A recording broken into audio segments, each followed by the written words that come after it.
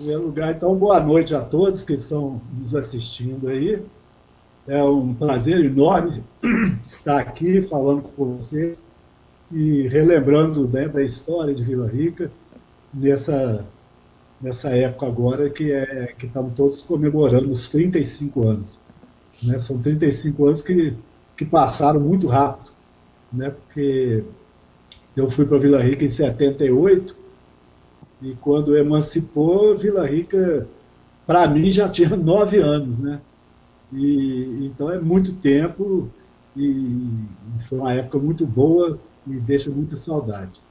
Mas quando eu assumi a prefeitura, é, Vila Rica não tinha nada praticamente, né? Isso aí teve os 2 anos do João Rosa que, que pegou a prefeitura do nada, né? Então, com muita dificuldade, ele começou a estruturar a prefeitura e depois entrou o doutor Francisco, que aí já começou a fazer um trabalho melhor, né? Teve mais apoio dos governos, né? E a Vila Rica começou a tomar forma. Mas era tudo muito difícil, né? A arrecadação de Vila Rica era 100 mil reais por mês que a gente arrecadava, então não dava para nada, tinha uma folha de pagamento de 38 mil e 2 mil quilômetros de estrada de terra recém-abertas, né, que exige muito trabalho para encascalhar e tudo, então a despesa nossa com a estrada era imensa. Tinha o salário, tinha questão de saúde, a malária era demais, né?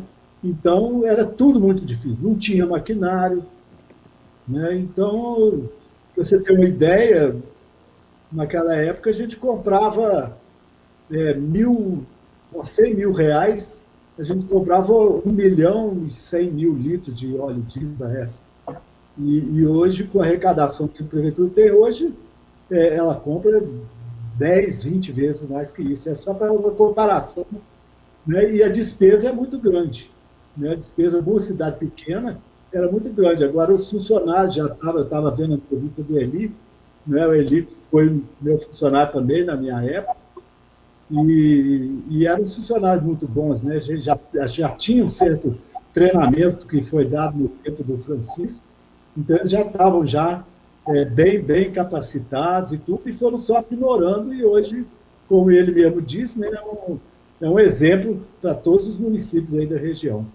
Não, eu acredito que aumentou, mas não aumentou muito, não, porque Vila Rica, como por ser região de colonização ali, então essas estradas todas dos projetos Caxangá, ia até lá na Ponte do Fontoura, e tinha as estradas Beleza, do Beleza Oeste, que era uma estrada complicadíssima, porque era muita serra, mas eram estradas novas. Então, quando você abre uma estrada hoje, você demora aí uns 5 anos para encascalhando, patrolando, para a estrada se consolidar. E naquele tempo as estradas eram muito novas. Então, praticamente todos os anos as estradas acabavam e todos os anos elas tinham que ser refeitas. As pontes eram pontes de madeira, de tora de madeira, né? Aterrada, assim. Então, pontes que, quando vinha a chuva, carregava tudo. Não tinha, como é hoje, as manilhas e tudo. Então, era um trabalho muito penoso a gente manter a estrada daquela época. Mas era quase a quantidade que tem hoje. Eu acredito que hoje está bem melhor, né? O SUS se estruturou muito, né? O SUS veio para entrar para... O problema é que as prefeituras antigamente sentiam, porque a saúde é muito cara, né? E região como Vila Rica, que tinha malária demais, aquele cantagalo ali, só de passar perto você pegava malária. Então vinha caminhonetes de gente para os hospitais. Então, quando eu assumi a prefeitura, nós fizemos um convênio com a Sucan na época, né? Conseguimos um local para eles ficarem, foram treinados pessoas jovens de Vila Rica, que já moravam em Vila Rica, a fazer lâmina de malária. A doutora Ângela, que foi nossa secretária de saúde, ela se empenhou muito nessa parte, ia muito em Cuiabá, e tinha os 2 hospitais, do Dr. Juarez e o Hospital do Dr. Francisco, que é para onde ia o pessoal que necessitava de uma internação, que tinha uma situação mais grave, né? E em outros casos ia até para Cuiabá, para Goiânia, né? Não tinha assim, o que tem hoje aí de hospitais, a Confresa, Palmas hoje também, com a separação do estado de Goiás, Palmas também virou um polo importante para Vila Rica, mas naquele tempo as coisas resolviam por aí mesmo, sabe? E foi feito um trabalho muito grande de prevenção, né? E com isso foi praticamente foi diminuindo e até que tinha a quantidade de malária que estava em 1998, 97 para 98 já era bem melhor do que no início do nosso mandato. Comemorava, sim, né? Tinha as escolas, fazia os desfiles das escolas, tinha jogos, né, de futebol, jogos de vôlei, tudo, tinha os campeonatos também na época. Não tinha shows, né? Porque a prefeitura, naquele tempo, não tinha condições de contratar artista para fazer show, não tinha rodeio, né, como tem hoje.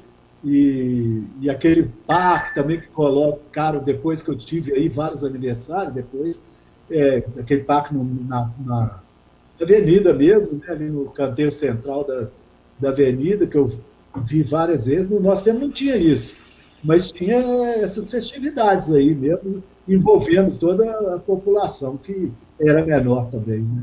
Em 96 nós comemoramos 10 anos de Vila Rica. Eu fui quando o Orlando Cardoso, que foi um morador pioneiro aí de Vila Rica também, que hoje mora em São Pedro dos Ferros, ele um dia me chamou, ele queria montar um time de futebol e me chamou para ser o presidente do time.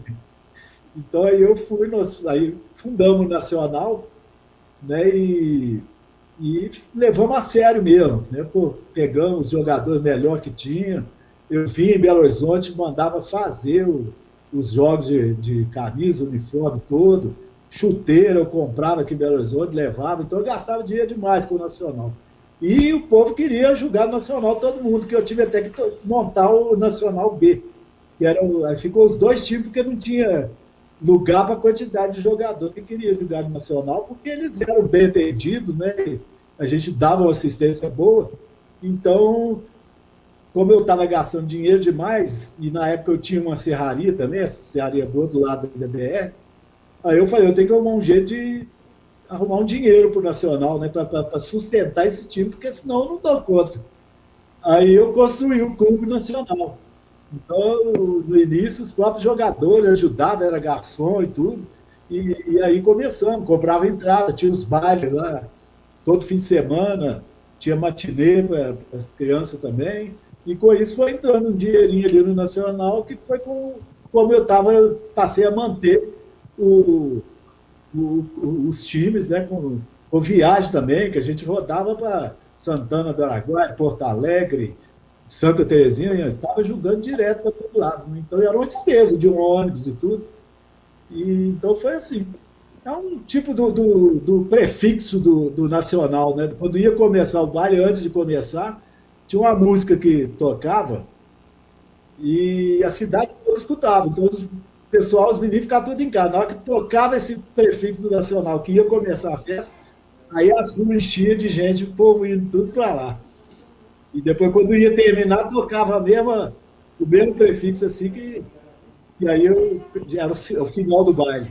Aí os pais em casa já sabiam que tinha acabado o baile, né? O arrá, aquele conjunto arrá. Tem muita, né? Porque tinha muita demanda do povo, tinha muitas necessidades, né? Que a gente queria ter feito, né? A gente procurou, fizemos uma campanha, né? E a nossa campanha foi discutindo com o pessoal em todas as localidades, a gente discutia e via o que era quais eram os anseios da população, né? Então a gente, o pessoal queria estádio de futebol, nós fizemos um campo de futebol, né? O estádio municipal hoje, Niceia, que o Niceia era um jogador do Nacional, né? E a ponte do Rio Fontoura foi uma outra promessa que a gente tinha feito. Promessa não, compromisso da campanha de fazer, porque a gente tinha o sonho de ligar, né, com aquela região de lá do Xingu. E hoje ela é bem trafegada, né? Uma ponte que foi muito bem feita, que até hoje só trocaram o assoalho dela, né?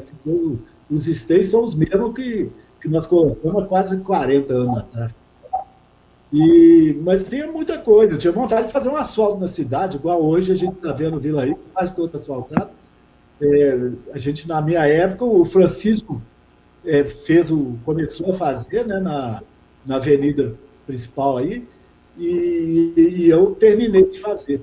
Era um asfalto muito vagabundo e era caríssimo na época, né, porque não tinha nenhuma empresa idônea aí na região para poder que poderia fazer isso. Então fizemos só isso, ficou isso mesmo. E depois ficou ainda, uns 2 prefeitos depois, ainda não asfaltou quase mais nada. Eu acho que o asfalto começou mesmo a expandir depois do Naftali para frente, aí que foi crescendo o asfalto. E agora, então, tá uma beleza. Todo dia eu estou vendo notícia aí de mais uma rua sendo asfaltada. E a poeira era um problema sério em Vila Rica, né?